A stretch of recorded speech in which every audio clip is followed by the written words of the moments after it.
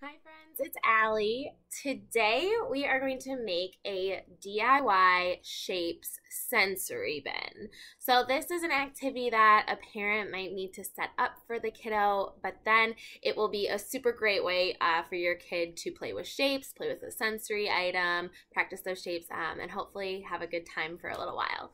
So the first step is to make your sensory bin and start with just any bin you have around the house. This is kind of a plastic shoebox, a Tupperware container is just fine, and then fill it up with your sensory item of choice, anything you have around the house. I just had some beads, so I filled mine up with beads, which is super fun to kind of play with.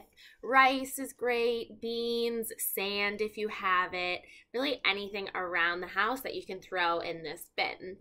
And your friend, your child, can play with it.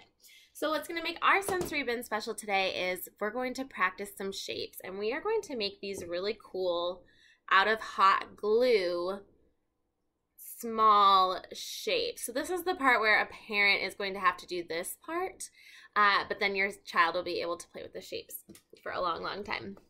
So the way I am making these shapes is I'm using some tinfoil and hot glue. Parchment paper is also a really great way to do this, probably even better than tinfoil, but I didn't have that at my house. So the way that I decided to make my shapes is I'm using a dry erase board marker. Now if you do this way to make your shapes, you will kind of have some transfer, but then maybe you can make some really cool colored shapes. So I'm going to make a triangle, and I'm just going to draw it on my tinfoil. If you mess up, dry erase board markers are great. You can just erase it. And then I'm going to use my hot glue gun to outline my shape. So I'll just kind of show one line here. And you can just do a thin line, try your best. If you don't want that color of your dry erase marker, then you can just freehand it. Yeah, the shapes might look a little wonky, but that is just okay. So I got two sides, and I would do the third. And then you want to give this a lot of time to wait, maybe 5 minutes. Just let them hang out. And then you can peel off. So here I already had a circle waiting, and I'm just going to peel it off my tinfoil. And you want to make sure they're super dry, because then they just pop right off. Now I have this cool purple glue circle. It's kind of an oval. So you can make all the shapes, whichever ones you want, colored, not colored. Throw them into your sensory bin. And then the cool thing is they kind of hide because they're so thin, and especially the clear ones, they hide in your sensory bin and you can't even see them.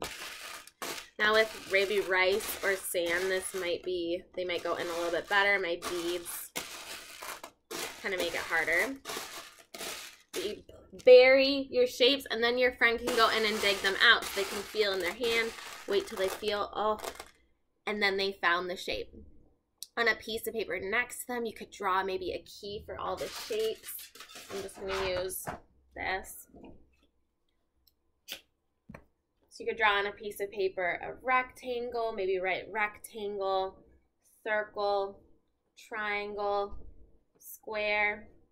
And when your child finds that shape, they can match the item. So I found my square, and I put it on my square, and I matched. So it's a really fun way to practice those shapes. It's a great sensory item. We know that playing with a sensory bin is great for our friends anyways.